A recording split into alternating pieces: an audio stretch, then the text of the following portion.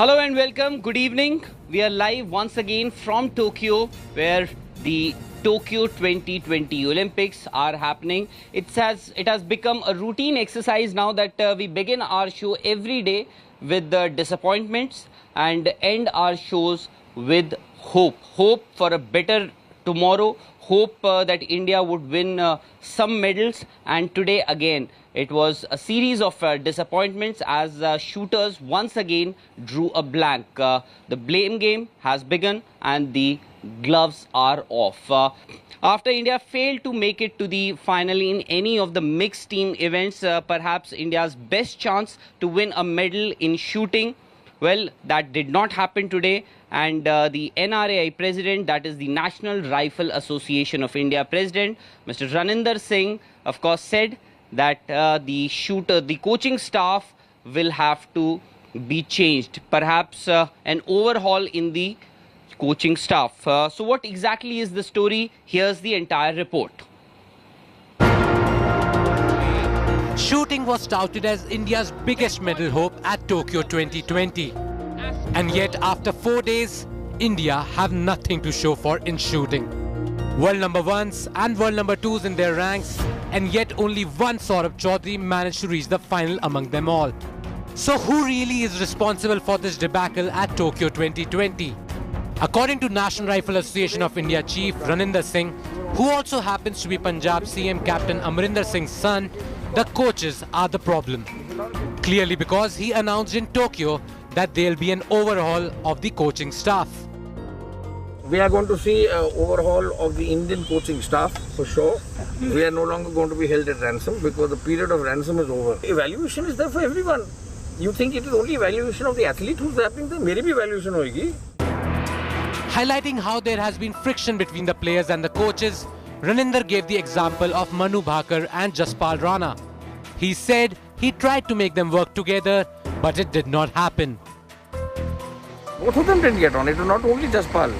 The other side also was not willing to work with him because of various instances that they both cited.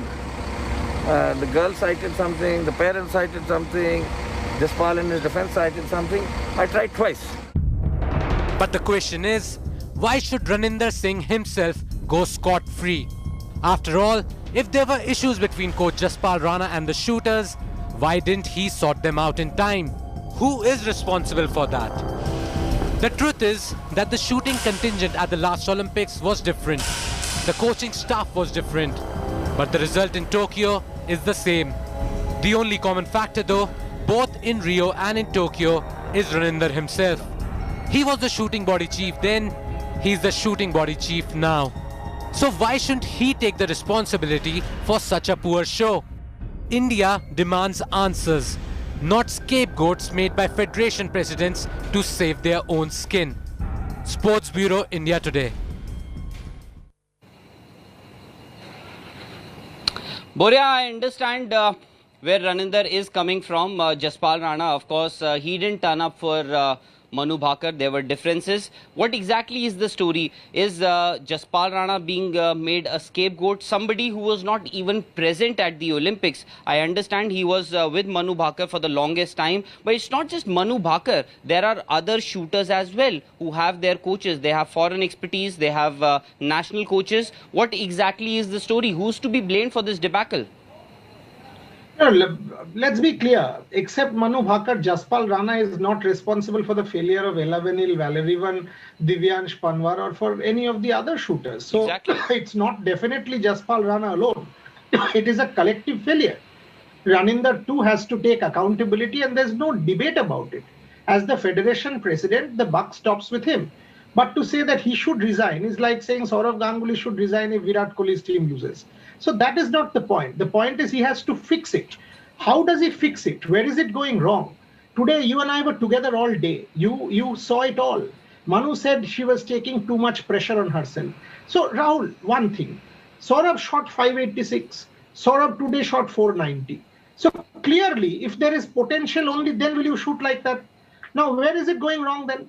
Is it a problem in the mind? True. Is it a mental issue? So if it is a mental issue, now I'll give you one more example. I spent 4 hours today with all of the coaches, with everybody. I mean, in the range, I was sitting alone. Let me tell you, I was sitting alone with them for the next 3-4 hours trying to understand. Now I'm told Manu Bhaker takes 2.1 seconds in shooting the rapid fire and pistol of the 3 seconds. Now clearly she doesn't utilize 30% of the time. Now think about it. If you do not utilize 30% of the time, you are not giving yourself the best opportunity. It's like if you're doing a long jump and you're not using the board properly, so you're not giving yourself the best chance. Now, if such things are there, who solves this? Clearly, there is a need of sports science. Somebody has to say you have to use 2.8 or 2.9 and not 2.1. This is a mental issue. Obviously, the athlete is talented, that despite that she has come where she has. So, you know, there are minor issues. And as Abhinav says, we do the 99% well, but we do not do that 1%. This is the problem of that 1%. You need to learn, and this is Abhinav's statement, you need to learn to be perfect on an imperfect day, Rahul. Today was an imperfect day for Manu Bhaker. Had she shot 190 out of 108, rather than 186, India would have made the final. So try and be perfect on an imperfect day, or as close to perfection. If you do that, you can still win multiple medals in the 25 meters. Boria, you know, Raninder, of course, being the president of the NRAI, we all know he has done a lot, you know, in a matter of few days. He just airlifted the entire Indian team, of course, with the support of government authorities and other people and other agencies involved. He airlifted the entire Indian contingent to Croatia for better training, because things were not working here, or rather working out here in India. But you know, last time also, Rio, we did not win a single medal in shooting. And we know that there was a review committee set up. There was an entire overhaul of the coaching staff. Once again, the same exercise is being followed. It seems like an old wine in a new bottle.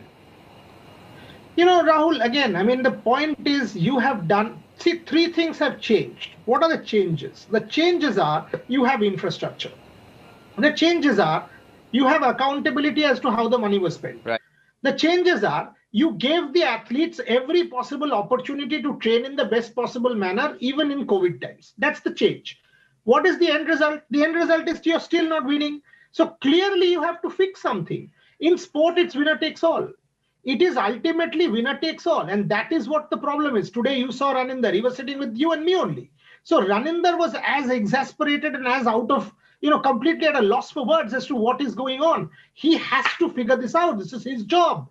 It is his job. It is the coach's job. It is the athlete's job. There has to be synergy. But from what I was told about Jaspal, now look, if things are being spread that Ronak Pandit, you spoke to Ronak Pandit tampered with Manu's gun.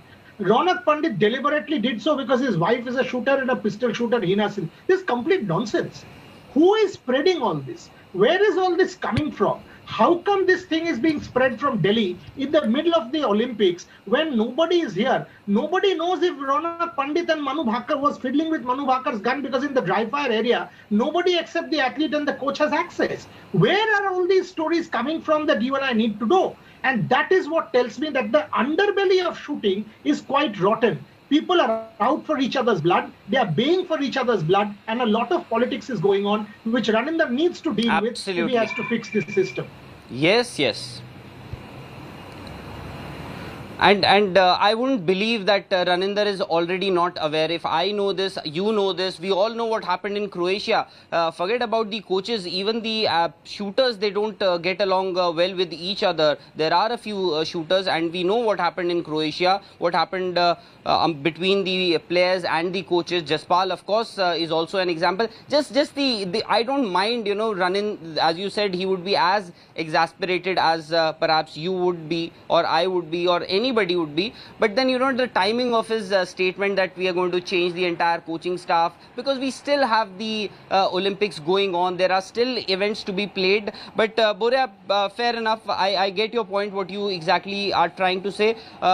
Of course, disappointment, but there was some good news as well. And that came from the boxing arena. Lavlina Borgoy, 23-year-old Assam girl, well, she made it to the quarterfinals, which means that she is now just one win away from assuring herself of at least a bronze medal, which means that even if Lavlina actually wins her next bout, she would make it to the medal round. Lavlina overcame the challenge of her German opponent Nadine Apetz 3-2 in a split decision. Lavlina, who got a bye in the first round, will now take on Chinese Taipei's Chen Ning Chin in the quarterfinal bout on Friday. A win in the quarterfinal, as I said, will ensure India of at least a bronze medal in her category, which India, of course, is looking forward to. Now, looking forward to is also the hockey fans. The Indian hockey, after a poor show in the last match against Australia, where they were thrashed 7-1, it was a redemption of sorts for the Indian men's team, because it seemed that the loss that they had against Australia, some mental scars could have been left. But the Indians emerged victorious against Spain today. They defeated the Spanish team 3-0. The Indians emerged winners through goals from Simranjeet Singh and Rupinder Pal. Simranjeet opened the scoring for India, while Rupinder found the target with a penalty stroke to make it 2-0 in India's favour, and then he converted a penalty corner to give India a 3-0 victory. India will next face Olympic champions Argentina, and after that they have an assignment with, or rather against, Japan, the hosts Japan. So pretty good position the India find themselves in, and they have a pretty good or decent chance to make it to the quarterfinals or the knockout stage, and then semi-finals. The last time we saw the Indian hockey team, the men's hockey team, in a semi-final match, that was way back in 1980, when they won the 1980 Moscow Olympics gold medalist. Of course, as far as badminton is concerned, well, Sindhu remains the lone survivor as far as India is concerned. Satvik and Chirag Shetty scripted history by becoming the first Indian men's doubles pair to win 2 badminton matches at the Olympics. The pair defeated Great Britain's Ben Lane and Sean Wendy 21-17 and 21-19. However, there was disappointment for them as well. They missed out on the quarterfinals as 3 teams finished with 2 wins each in their group, with the other 2 teams having a superior game difference. The Indian pair finished 3rd in their group. Boria, this was just to take our viewers to what exactly happened, what exactly transpired this entire day. First, boxing.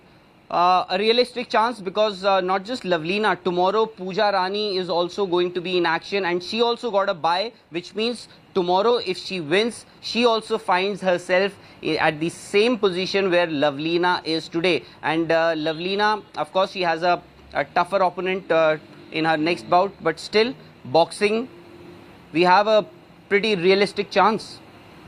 We do. I was speaking to Ali Kamar just about 5 minutes before our show. He actually was speaking to a very close friend of mine. And Ali said 3 important things. One, Lavlina had lost to this same Chinese Taipei girl in 2018. But that was an 18-year-old, 19-year-old Lavlina, and who had just come from, had taken to the sport. Now, this is a Lavlina who has won an Asian championship medal, a world championship medal, is 4 years more mature.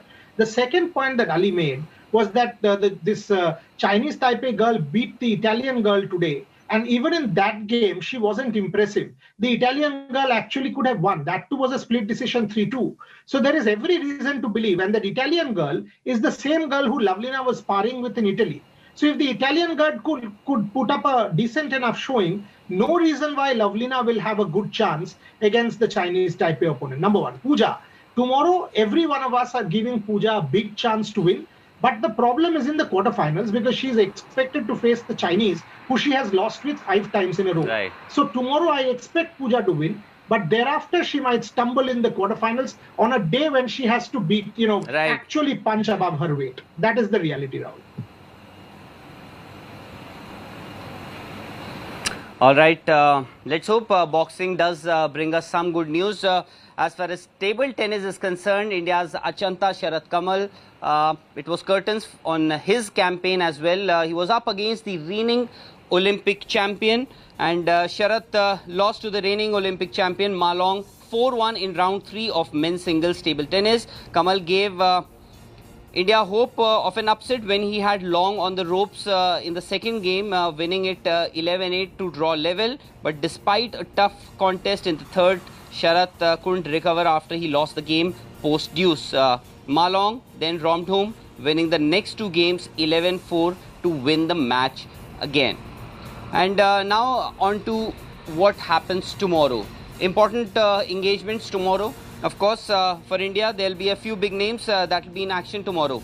PV Sindhu starts early, will take on Hong Kong's Chong Ning Yi in her second group match. Sindhu won her previous match against Israel's Senia in straight games and in 28 minutes. All eyes will also be on world number 1 archer Deepika Kumari, who starts her individual Olympics campaign against Karma from Bhutan. Remember, she finished 9th in the rankings round. And then the men's trip of Atanu, the men's archery players Atanu Das, Tarundeep Rai and Praveen Jadhav will also be playing in their individual categories. As we've already discussed, we will also have to see how Pooja Rani also plays tomorrow, because that could be interesting. She'll be closer to the semi-final place, and we hope, as I said, we said earlier in the show that for a better tomorrow. Boria, thank you very much, and once again, I believe tomorrow, of course, there are no medal rounds, but let's hope that these players, they progress into their next rounds, and hopefully we will get a few more medals to add to what Mirabai Chanu has already done. That's all we have on this show today, but for further news and updates, keep watching India Today.